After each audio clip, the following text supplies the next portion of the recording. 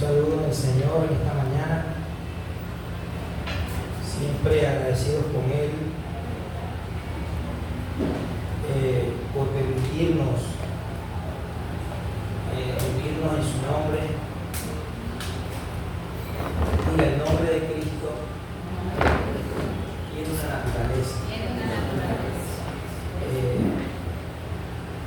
El nombre de Cristo es su vida.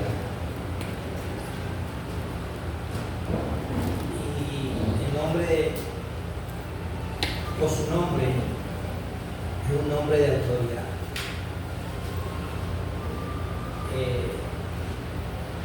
Y debemos ser muy cuidadosos cuando hablamos de Cristo, porque la Escritura muy claramente nos dice que todo aquel que invocare su nombre debe estar apartándose de toda iniquidad. Y cuando nos congregamos en su nombre o pedimos cualquier cosa en su nombre, entendemos que la naturaleza y la vida de ese nombre y la autoridad de ese nombre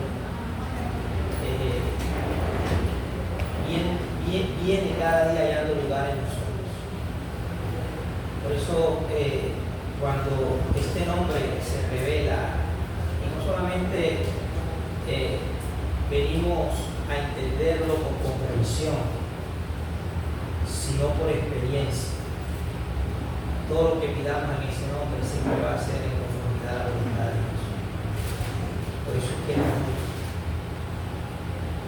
y hago referencia a esto porque debemos ser conscientes que el Señor no solamente está en este lugar. Yo no me encuentro con el Señor cada domingo en este lugar.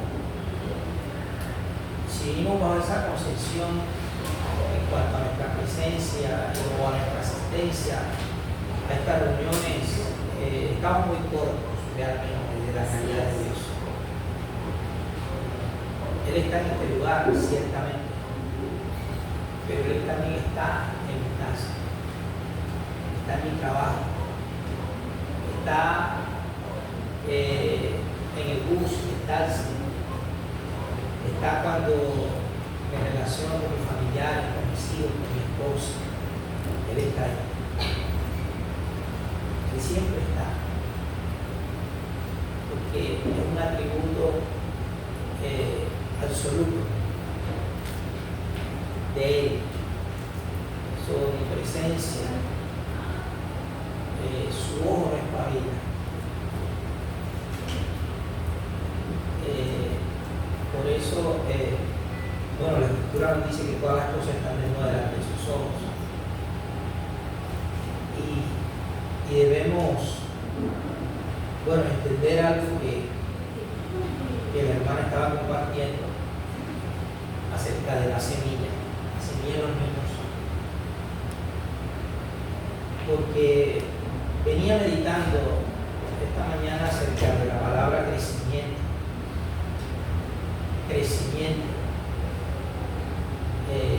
Una cosa es lo que el hombre, dentro de su perspectiva natural, terrenal, entienda por crecimiento. Y otra cosa es el crecimiento dentro de la perspectiva de Dios. Porque para Dios el crecimiento, y de hecho Jesús habló del crecimiento, Él vino y apareció entre los hombres con el propósito de que en el hombre, en el corazón de los hombres, creciera algo diferente a lo que venía creciendo hasta ese momento en ellos.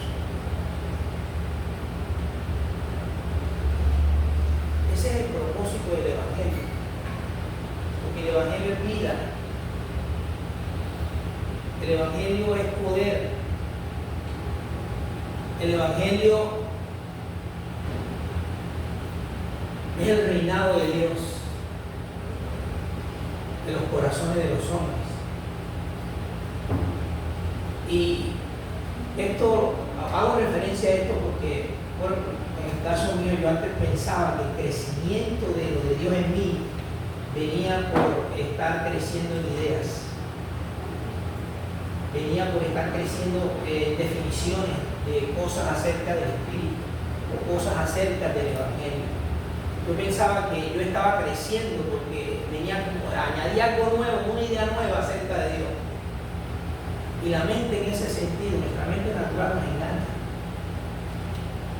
Porque como dice Pablo a Timoteo, podemos estar aprendiendo y no estar llegando al conocimiento de la verdad.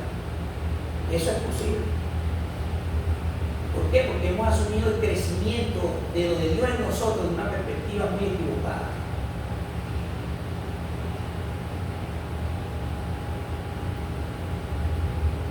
Claro que Dios hace crecer lo de él en nosotros. De hecho, Pablo le dice a los corintios que el que da el crecimiento, ¿quién es? Dios es el que da el crecimiento. Ahora, Dios quiere ver un crecimiento, eso es obvio. Eso no está en discusión. Todo lo que los apóstoles plasmaron en sus cartas nos muestran esta realidad. Dios quiere que lo de él crezca en nosotros, pero ese crecimiento está en una semilla. La semilla de la cual hacía referencia a nuestra hermana Sandra está en una semilla. Dios ha puesto una semilla en cada uno de nosotros. Yo sé que esto lo hemos hablado y no me canso de repetirlo, porque en esa semilla está nuestra verdadera experiencia espiritual con el Señor. Si esta semilla no viene creciendo en nosotros, todo lo que estemos levantando en cuanto a Dios, basado en nuestras propias ideas, en nuestros propios conceptos, no tendrá sustancia. Será algo de apariencia. Porque si crece la semilla de Dios, crece la vida de Dios, crece el gobierno de Dios en nosotros. Y de esa manera experimentamos el crecimiento de la gracia de esa semilla. Como Pedro lo dice, que debemos crecer en la gracia y en el conocimiento de nuestro Señor Jesucristo. Pero no es un conocimiento que yo busco sin estar esperando en el Señor. No es un conocimiento donde doy rienda suelta a mi mente, queriendo cada día indagar, escuchar algo novedoso para enriquecer mi intelecto acerca de Dios, y cuando tenga la oportunidad presumir de eso que ya entiendo a través de mi mente natural, y de esa manera los demás digan que está creciendo en el Señor por lo que dijo. Usted no puede venir a este lugar a la expectativa de escuchar algo novedoso.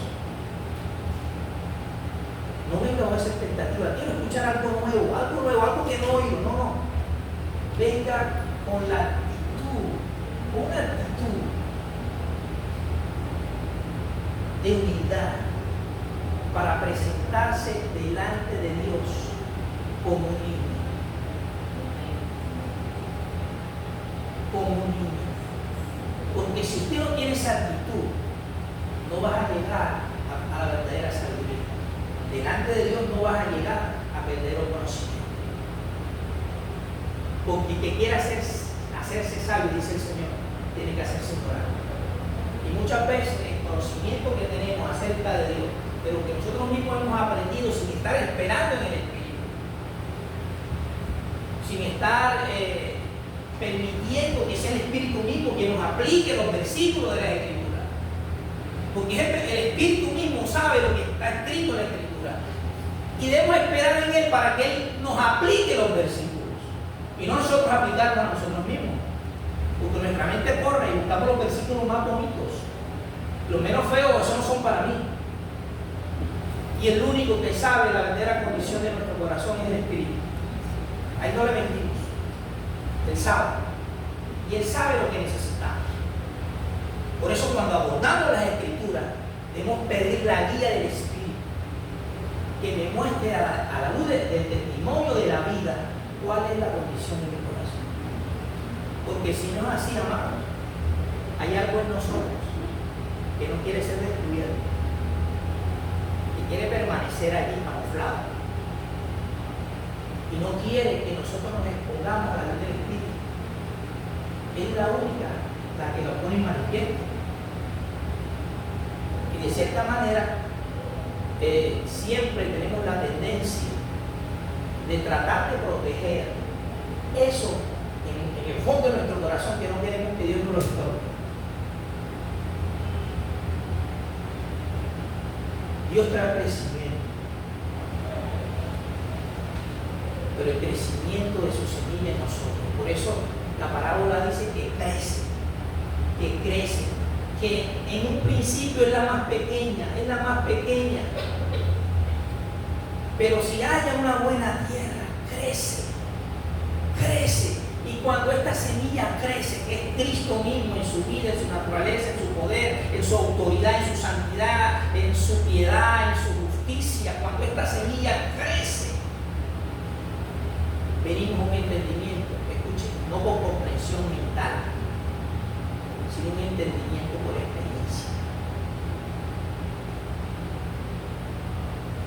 Si estamos claros, un entendimiento por experiencia. Y allí podemos decir contundentemente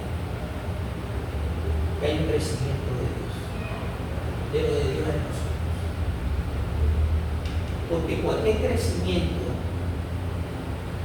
que se venga experimentando en ideas y bueno, definiciones, cosas que podemos abordar de manera apresurada sin estar siendo transformado en lo más profundo de nuestro ser, realmente ese no es el crecimiento de la vida. El crecimiento está ajustado al nivel de transformación que Dios viene produciendo en nosotros.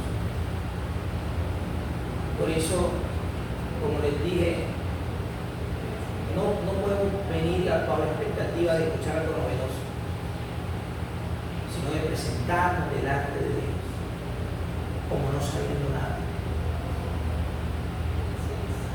Él será nuestro maestro, quien nos enseñe. Y hasta que no descubramos esa unción de vida, esa unción de poder que está en nosotros, hasta que no descubramos la enseñanza de esa unción, vamos a seguir bajo ciclos repetitivos.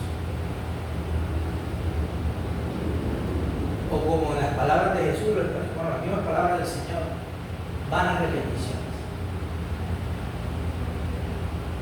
Seguiremos bajo vanas repeticiones.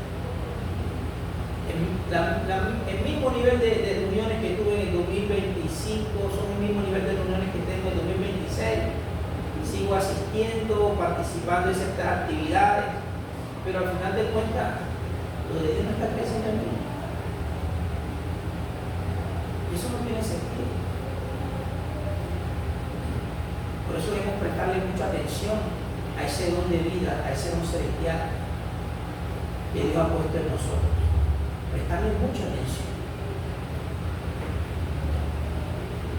Las personas que están privadas de la experiencia de crecimiento de este don en sus corazones, no es porque Dios no quiera, ellos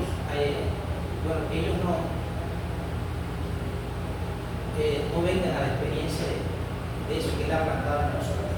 No. Es porque nosotros voluntariamente lo ignoramos. Otras cosas tienden a llevarnos llevarnos a pensar y a vivir nuestra vida basado en lo que nosotros mismos no hemos establecido nuestras propias expectativas. Queremos un Dios que el día que moramos nos lleve para el cielo. Y ya. Yo quiero tener esa seguridad que el día que yo muera vaya con Dios, aunque no interesa la manera como ahora yo estoy viviendo, la manera como estoy pensando, cómo estoy administrando lo que en mí ha venido de Él. ¿Sí me voy a entender? Háblame de una gracia y de un evangelio que me asegure mi eternidad con Dios, pero que no me establezca una instrucción de vida de este lado del sol. ¿Sí me voy a entender? O sea, el hombre quiere eso. El hombre quiere eso. Hay algo en el hombre que quiere eso. Tener la vida de Cristo, sí, pero una vida que yo no venga viviendo, que yo no venga experimentando. Pero Dios estableció su evangelio, escuche, no solamente para llevarnos al cielo con Él. Él estableció su evangelio para que lo llevamos a Él, ahora a través de la fe.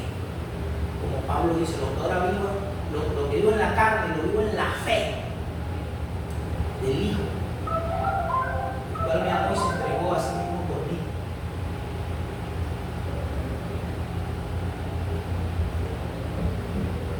Porque Él vino a reinar, diga, Él vino a reinar. O sea, si no entendemos que Él vino a reinar todavía, Él vino a reinar en nosotros. Yo soy templo del Señor. Y en su templo, Él no quiere idolatría. En su templo, en el altar de su templo, Él no quiere fuego extraño.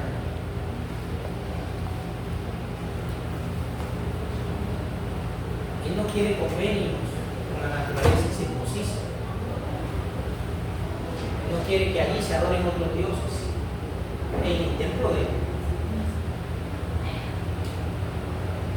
Él no quiere eso. Él quiere reinar absolutamente en su presencia. Él quiere reinar en su palabra viva. Él quiere reinar en su justicia en cada uno de nosotros. Y como les decía, nuestra mente es muy rápida. Muy rápida, muy rápida. Y una de las cosas que creo que Dios me está enseñando o sea, soy sincero, no es que esté ahora en una perfección en esto que voy a decir, no estoy empezando solamente. Pero debemos aprender, escuche, a esperar en el Señor. Porque si usted no aprende a esperar en el Señor, las formas y conceptos del protocolo humano te van a seguir engañando.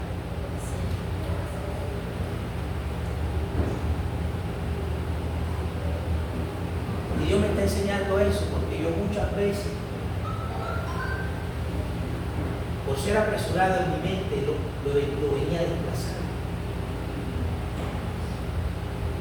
Yo lo venía a desplazar.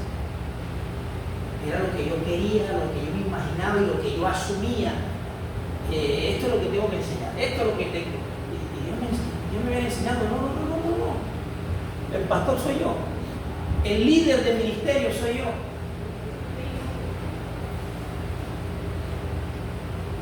No es tu pericia al abordar las escrituras. Porque muchos se basan en la pericia que tienen para abordar la escritura y armar una línea de versículos para apoyar una postura acerca de cosas de Dios y hacerla ver que es así. Es así. Cuando Dios no está en eso que armaste.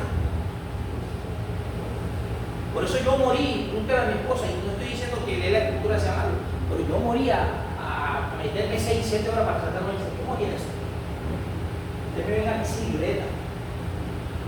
El que quiera con una libreta y hacer apunta, yo no me meto en eso. En el caso particular mío, se lo estoy diciendo, yo moría a eso.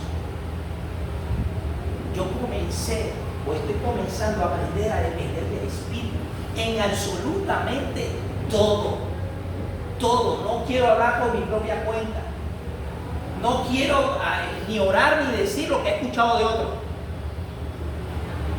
Ni lo que yo mismo se me ha ocurrido, ¿no? Una idea de Dios enseguida, no. Yo quiero compartir lo que viene siendo real en mi corazón. Porque de esa manera estoy siendo un testigo veraz. ¿De qué me sirve hablar cosas que yo no he experimentado? Simplemente porque la ley de la Escritura. No. A Dios no le agrada esas cosas.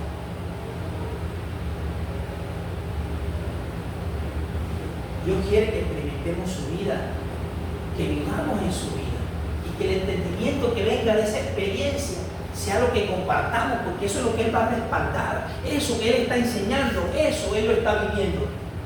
Yo se lo vengo enseñando, yo lo estoy guiando a la experiencia de esa verdad.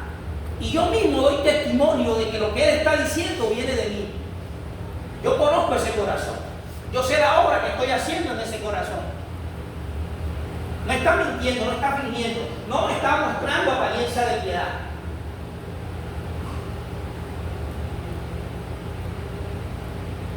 Yo te conozco y sé que tus palabras están viniendo de la experiencia con mi vida. Por favor.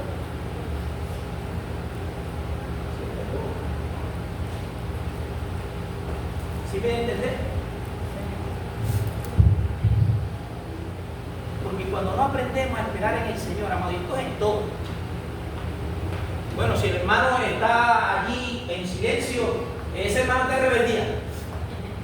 ¿Por qué? Porque no habla, no está adorando al Señor, no está hablando nada con su boca. Y muchas veces el hermano que está en silencio está adorando muchísimo más y alabando muchísimo más que el que está hablando. Así es.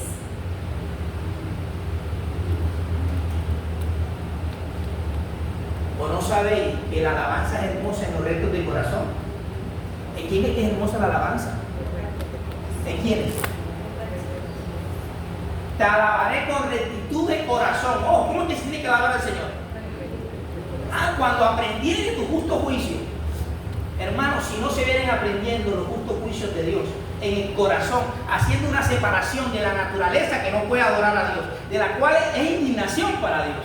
Ahí realmente puede haber una canción bonita y puede haber una oración hasta bonita y hasta bíblica, aún con instrumentos, una buena vocalización y todo, pero Dios no está viendo ni una alabanza hermosa ni una adoración hermosa. Porque hay gente, escuche, que en el culto llora en el culto, y a las 3 horas sigue amando el mundo, sigue sin aborrecer el mundo, sigue dando lugar a la malicia, a la hipocresía, a la falsedad, a la mentira. ¿Quién está viendo eso? ¿Por qué se queda? No me importa que está haciendo eso, porque hace 3 horas estaba llorando. ¿Ah? Entonces, debemos, sinceramente, amados, conocer al Señor, porque realmente no lo conocemos. Seguimos apegados a nuestras formas, a protocolos que donde venimos, lo que vimos de otros, lo que otros nos dijo, y nunca presentamos eso al Señor para que el Señor nos confirmara si esas cosas eran así. Es así. Le hayamos sentido a una enseñanza que escuchamos, oye, eso que el Señor tiene sentido, eso tiene sentido, y enseguida lo cogimos, sin vivirlo, sin experimentarlo, como les decía, sin afirmarlo en nosotros y comprobar si eso de Dios o no es de Dios. Vamos y lo enseñamos y lo compartimos.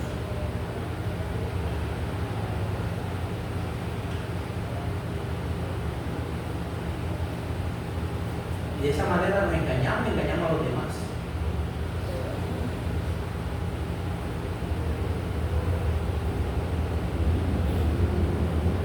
El Evangelio no impone nada. Y aquí en la reunión, amados, si usted quiere venir a cantar, a gritar, un grito de júbilo, usted lo puede hacer. Si quiere danzar, yo no impongo nada. Que alguien se levanta aquí diciendo que yo he puesto algo, yo no impongo nada. Si usted quiere cantar, en mi caso particular, como se lo decía una semana atrás, mis mejores momentos con el Señor han sido en silencio, donde he experimentado la administración del poder mismo del Espíritu en mi propio corazón, ha sido haciendo silencio, callando mi carne delante de Él, para recibir lo que Él quiere que yo escuche.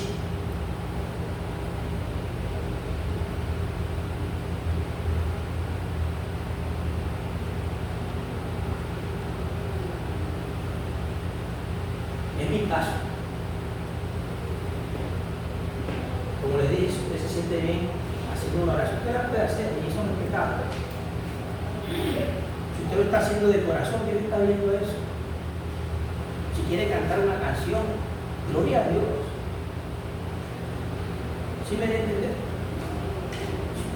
Eso está en lo que el Espíritu mismo te está ministrando en ese momento.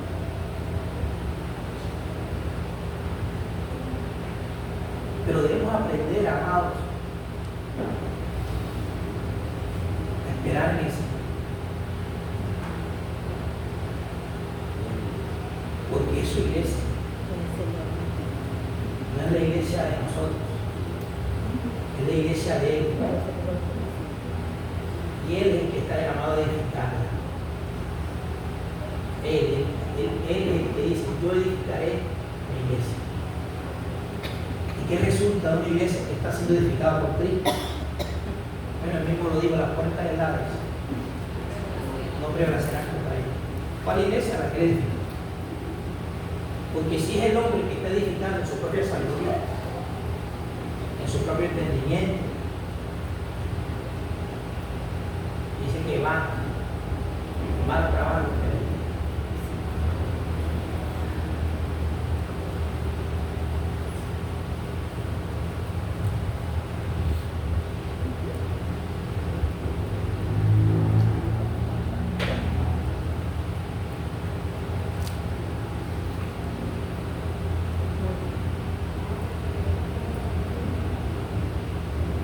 Juan capítulo 6, verso 5.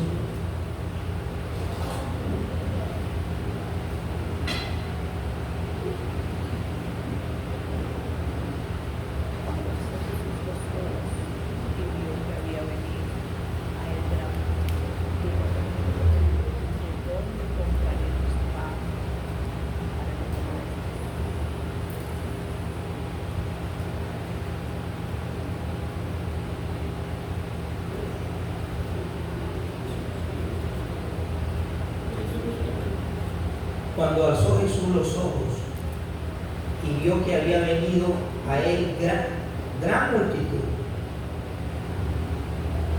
y a gran multitud, dijo a Felipe, ¿de dónde compraremos pan para que coman estos? Verso 6. Pero esto decía para probarle, porque él sabía lo que había de hacer. Felipe le respondió, 200 denarios de pan no bastarían para que cada uno de ellos tomase un poco. Uno de sus discípulos, Andrés, hermano de Simón Pedro, le dijo, aquí está un muchacho, diga un muchacho, que tiene 5 panes de cebada y 2 pececillos. Y 2 pececillos más. ¿Qué es esto para tanto? Preguntó. Entonces Jesús dijo, hacer recostar la gente. Y había mucha hierba en aquel lugar. Y se recostaron como el número de 5,000 varones, sin meter la mujer y los niños. Y tomó Jesús aquellos panes y habiendo dado gracias, los repartió entre los discípulos. Los repartió entre los discípulos. Y los discípulos entre los que estaban recostados. Asimismo, de los peces cuanto querían. Y cuando se hubieron saciado, cuando se hubieran ¿qué? Saciado. ¿Por qué se saciaron? ¿Por qué se saciaron? Diga, porque había abundancia de pan. ¿Quién puede saciarse cuando hay escasez de pan?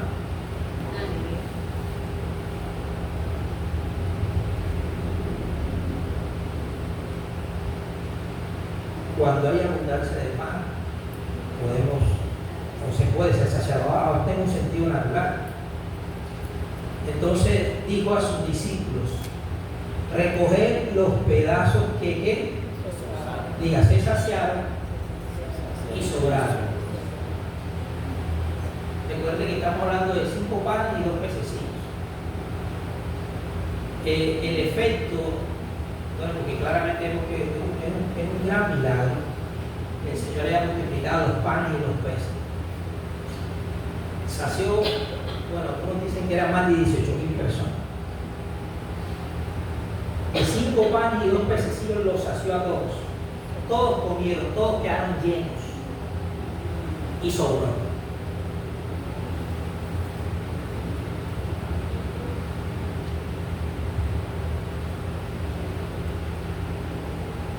Recogieron pues y llenaron, estamos en el versículo 13. Recogieron pues y llenaron 12 cestas de pedazos, que de los 5 panes de cebada sobraron a los que habían comido. ¿Cuántas cestas quedaron? 12 sobraron. Escuchen lo que pasó después que ellos vieron esto, porque ellos fueron impactados, porque muchos fueron testigos de lo que había antes del milagro y después de lo que sobró, que ocurrió el milagro. Ellos fueron impactados. Imagínense que usted ande con una persona que multiplica la comida. Aquí se dice, bueno, yo era carpintero, mi hermano, esa madera no la volteo a ver más. ¿Por qué? Porque aquí está uno que multiplica ¿qué? La comida, el que era herrero, el que era agricultor. Deja de trabajar la tierra. ¿Por qué? Bueno, si tenemos a una persona entre nosotros que cada vez que tenemos hambre nos trae abundancia de comida, entonces ¿para qué trabajar? ¿Para qué trabajar? La mayoría de las personas, ¿cuáles son sus motivaciones para laborar? Los compromisos que tienen. Hay que pagar arriendo, pagar servicio, la comida, el estudio de los niños. Tengo que salir a trabajar porque si no trabajo voy a estar en carencia de estas necesidades. Entonces ellos se asombraron cuando vieron que apareció uno que multiplicaba los panes y los peces y ya habían visto milagros y todo eso. No, hermano, este era el que necesitábamos.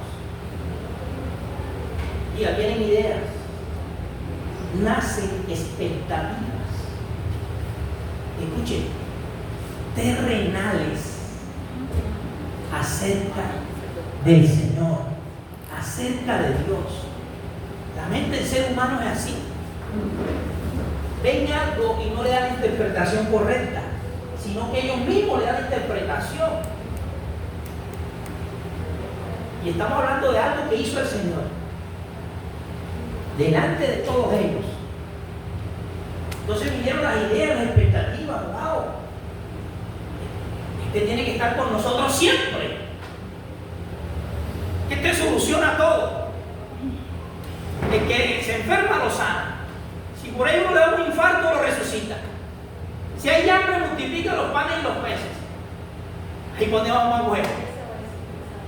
¿Ah? Y ya vienen ideas, pensamientos, expectativas acerca de Dios. Por algo que el Señor hizo sin mala intención. Digo yo, con toda la buena intención. Pero es mal interpretado. Puede ser mal interpretado. Como fue el caso de esta multitud de personas. Verso 14. Ojo, aquellos hombres, ¿cuáles hombres? Y a los de la multitud. Aquellos hombres, estamos en Juan capítulo 6, verso 14. Aquellos hombres entonces, viendo la señal que Jesús había hecho, diga lo que él había hecho, dijeron: Este verdaderamente es el profeta que había de venir al mundo.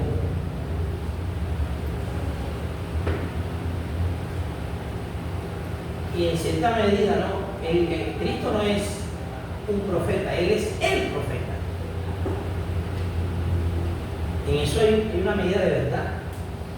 Él era el profeta, Él es el profeta de Dios.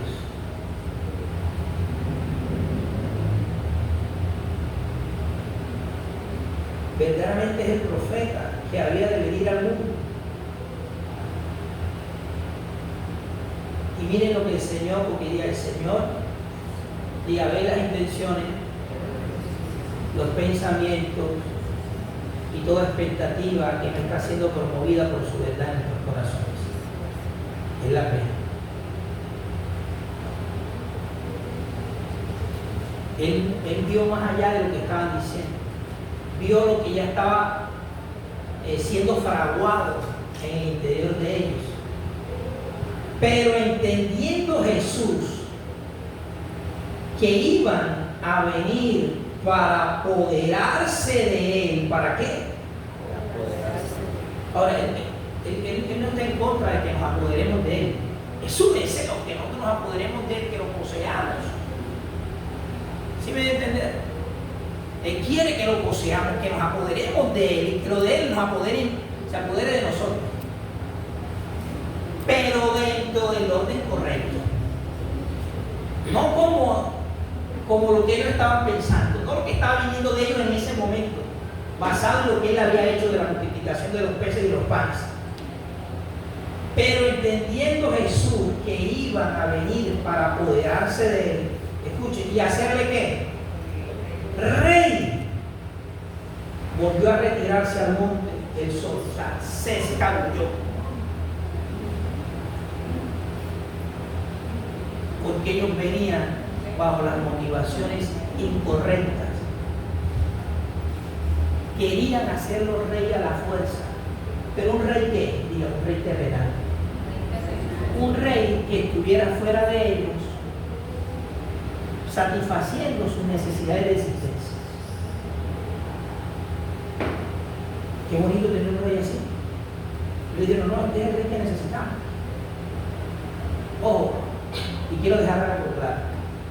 Él vino ciertamente para ser rey de ellos, pero no a la manera como ellos estaban pensando.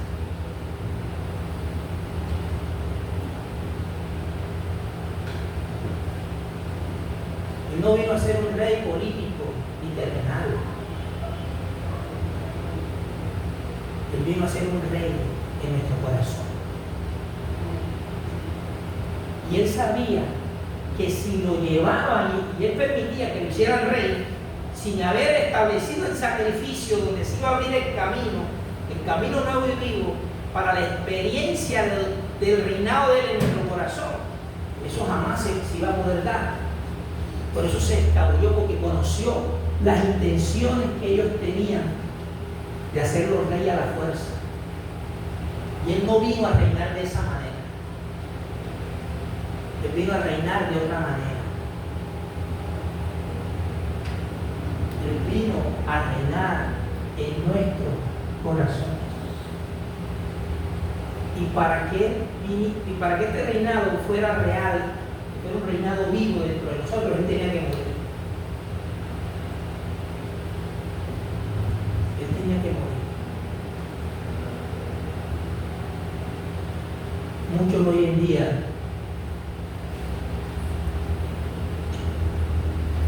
ven el reinado del Señor bajo las expectativas incorrectas.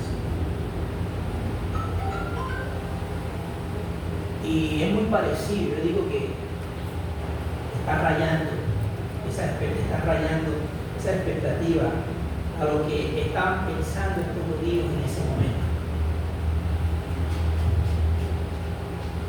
Porque queremos un reinado de Dios, creemos en Dios, sí, pero queremos un Dios que nos ayude en nuestras necesidades, que multiplique el aceite, que multiplique la harina, que multiplique el pan, que multiplique mi sueldo, que me sane cuando me enferme. que me ayude en mis conflictos familiares. Queremos un Dios que se manifieste en ese sentido, pero no queremos un Dios que gobierne desde nuestro corazón, limitando contundentemente nuestra propia voluntad. Ese Dios no lo queremos. Ese reinado no me interesa, ese reinado, escuche, y fue la causa por la cual Él derramó su sangre en la cruz, para venir a reinar en nuestros corazones.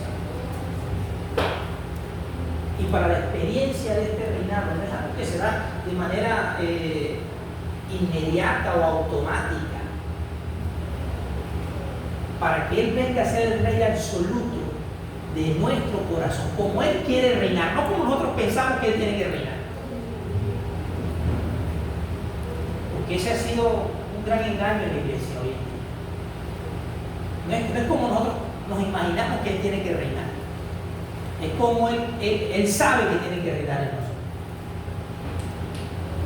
Y Él no comparte su reino con absolutamente nadie.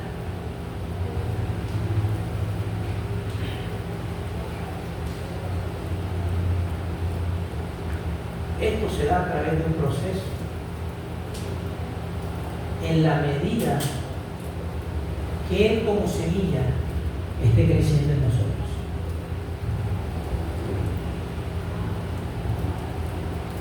En la medida que Él como semilla esté creciendo en nosotros, su reinado irá conquistando más territorio en nuestro corazón. Y por eso debemos brindarle a la semilla la tierra correcta. Porque Él sabía que esa no era la forma como Él quería ser rey entre ellos. Él sabía que por eso se fue y los dejó. Estos aquí están mal interpretando lo que estoy haciendo desde su mente carnal, terrenal. Y Él se fue. Pero Él era consciente que en ellos venía creciendo algo que Él necesitaba desplazar, que Él necesitaba cortar. Por eso, ¿de qué nos sirve tener un rey que nos supla las necesidades de nuestro hombre exterior cuando Él no es el rey de nuestro corazón?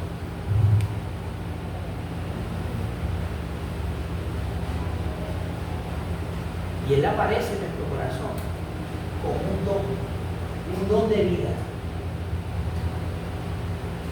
que se instala en la tierra de nuestro corazón en medio de sus enemigos, así como David fue ungido cuando Israel estaba rodeada de naciones incircuncisas.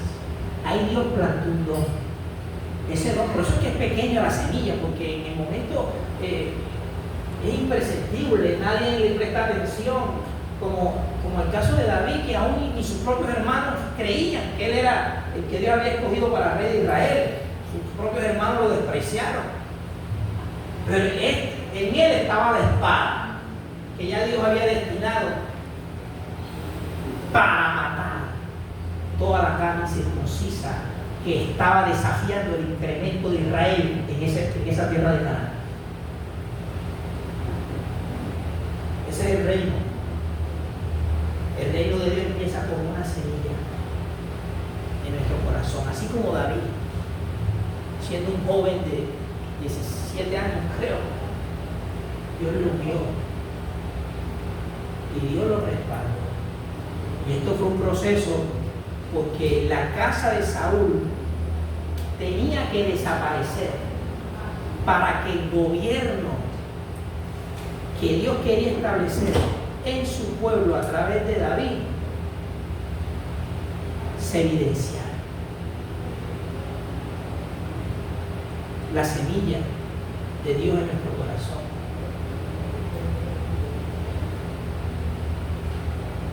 Es ese David que le dice a Goliat incircunciso. ¿Y quién es este incircunciso? para venir a desafiar al ejército del Señor. Ahí aparece en nuestro corazón como una pequeña semilla. Y su reinado crece en la medida que la espada de David esté matando a los enemigos de David. ¿Sí me entienden? Así empieza el reino. Por eso este reino que ellos se imaginaron en ese no es el protocolo del reino de Dios. Esa no es la expectativa de cómo el reino de Dios iba a crecer en los corazones. Por eso Él se fue. Yo quiero ser su rey, pero no a la manera de ustedes. Va a llegar un momento que me voy a impartir. Me voy a impartir dentro de ustedes. Voy a poner los enemigos de Dios bajo mis pies para que mi semilla crezca en lo que ella es por naturaleza, influenciando completamente y abundantemente todo su ser interior. Todo su ser interior. De esa manera crece el reino. De esa manera crece la semilla de mostaza. Y el deseo de Dios es hacerla crecer. Pero este crecimiento, según la perspectiva de Dios, va a venir a ser real en nosotros en la medida que estemos de acuerdo con Dios. Porque si seguimos concibiendo un reinado divino de la perspectiva que tenían los judíos, a los cuales el Señor le multiplicó los panes y los peces, si no nos ponemos de acuerdo con Él, a la manera de Él, vamos a seguir privados del crecimiento de esa semilla en nuestro corazón.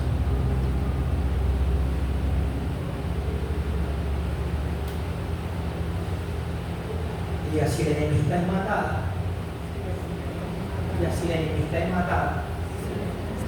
El reino de Dios, bueno, es una clara evidencia que el reino de Dios está presente.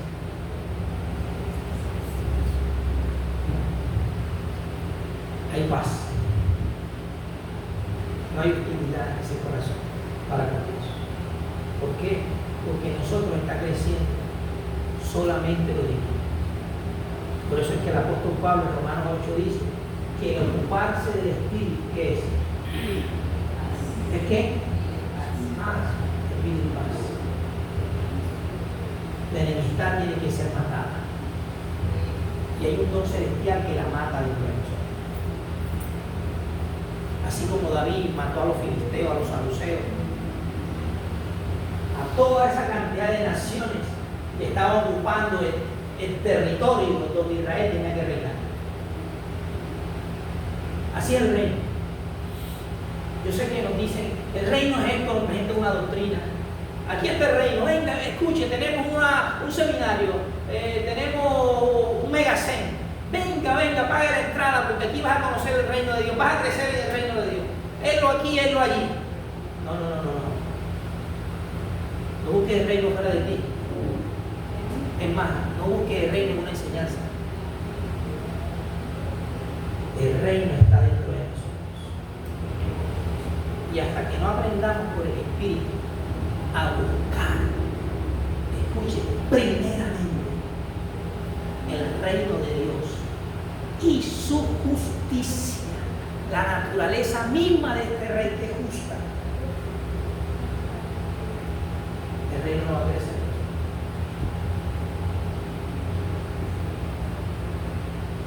Ahora, Dios es tan maravilloso en su bondad infinita que cuando nosotros comenzamos a buscar ese reino, esa expectativa que ellos tenían de las necesidades, sus necesidades terrenales, escucha, este reino las añade. Pero dentro de lo que es correcto, no como ellos querían. El Señor ciertamente va a multiplicar los peces, va a seguir multiplicando los panes, pero eso va a venir como efecto colateral en un corazón niños cada día se exponen al aprendizaje del Espíritu, como no sabiendo nada.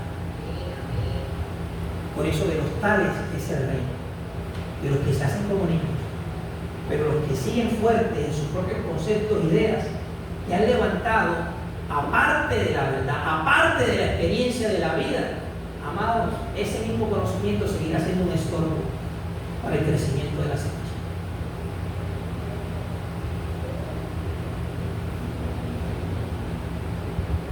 Claro que puede ayudarnos en nuestras necesidades,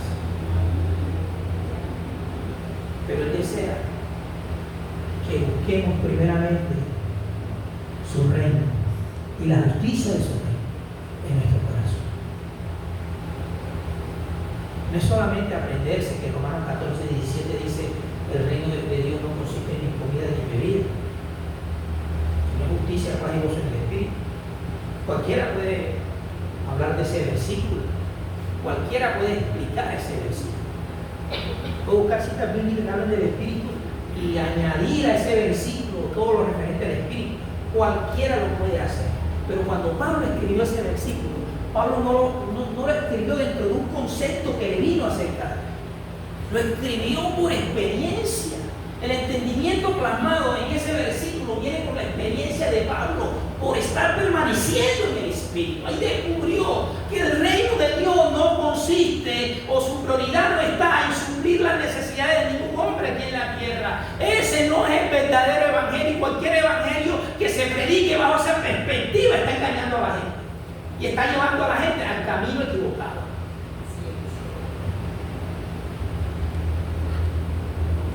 Pablo entendió que este reino no consiste ni en comida ni en bebida, sino en justicia, paz y gozo en el Espíritu, en la medida que comenzó a caminar con el Espíritu.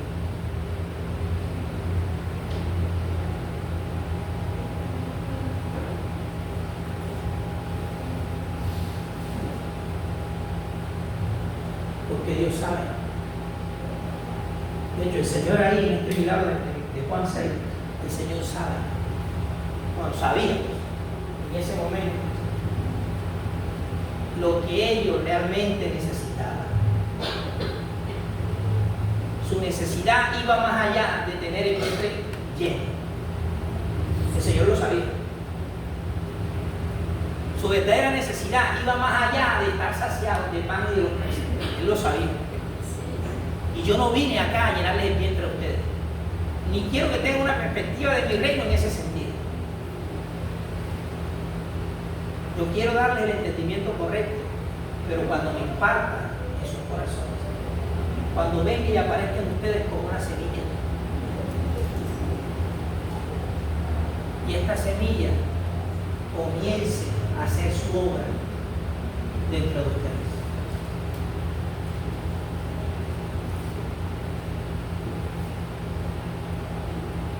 Si esa no es nuestra expectativa, reunirnos, amados, de presentarnos delante del Señor con el deseo de que su reinado sea algo que yo esté palpando, sea algo en lo cual yo vengo viendo que este reinado me está transformando, que lo de Dios está abundando en mí. Si yo vengo bajo esa expectativa, si mis expectativas son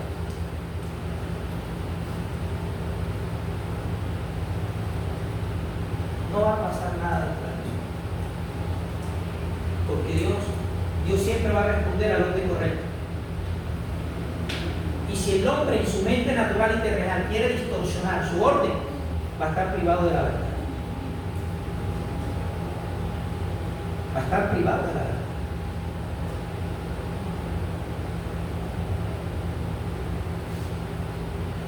Ahí quisieron hacer los reyes a la fuerza. Queremos un gobernante así.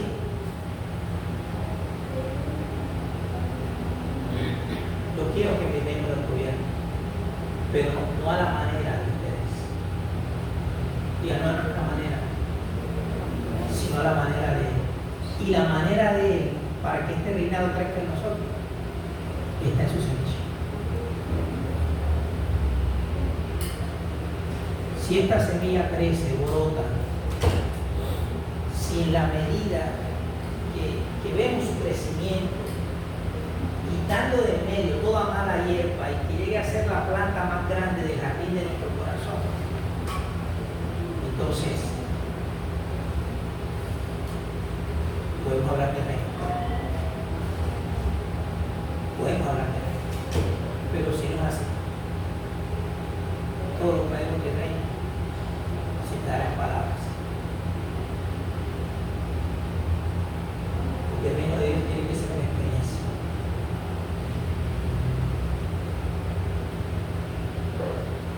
La experiencia de la vida del rey gobernando en lo que él es, no permitiendo lo que yo quiero, bueno, siendo selectivo en que algunas cosas del Señor quiero que sean las que yo experimente. Si lo deseamos a Él, lo deseamos a Él en lo que Él es. Y deseamos que lo que Él es, eso precisamente dentro de sus virtudes eternas, sea lo que esté creciendo.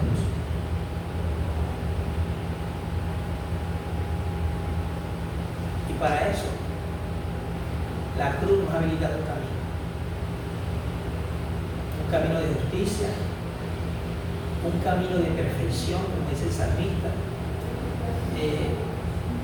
un camino, dicho por el mismo Señor, un camino angosto, un camino de santidad, o como el escritor de Hebreos, un camino nuevo y vivo. Hay un camino, y en ese camino, si permanecemos en él, la semilla va a crecer. La semilla va a crecer. Amén.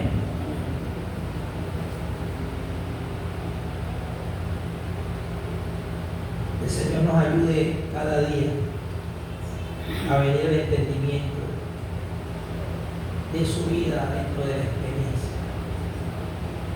Y esto que se los digo con mucha humildad. Porque se lo escuché decir a él de manera directa. El verdadero conocimiento, así me dijo el Señor. El verdadero conocimiento viene por la experiencia de mi vida. Eso me lo dijo el Señor. Viene por la experiencia de mi vida. Y esta es la vida eterna. Que te conozcan a ti, al único Dios verdadero, y a tu Hijo, al cual has enviado. Amén. Padre, gracias al Señor. Padre, gracias, Señor.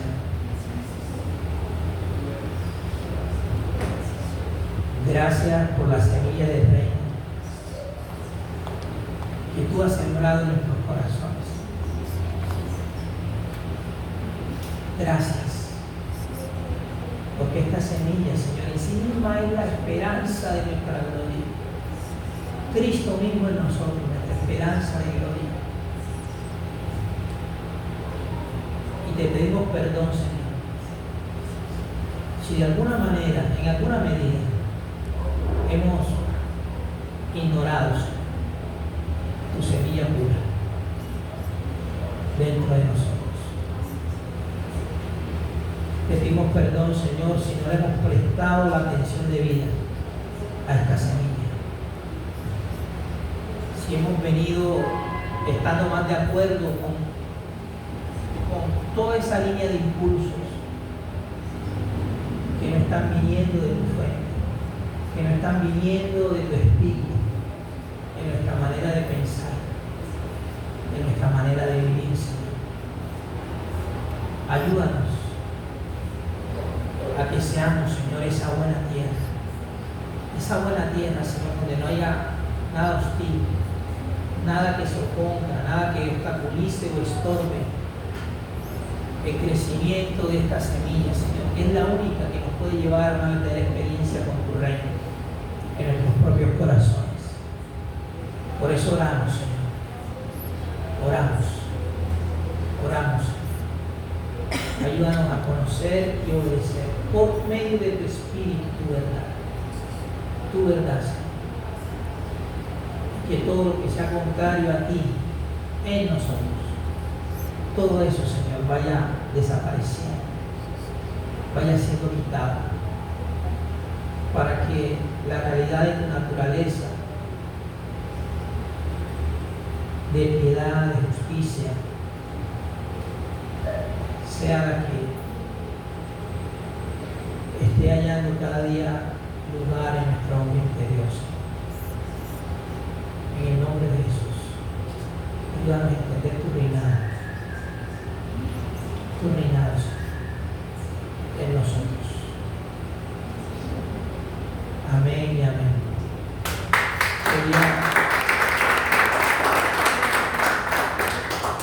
Quería decirles que se esforzaran por venir a los martes, los jueves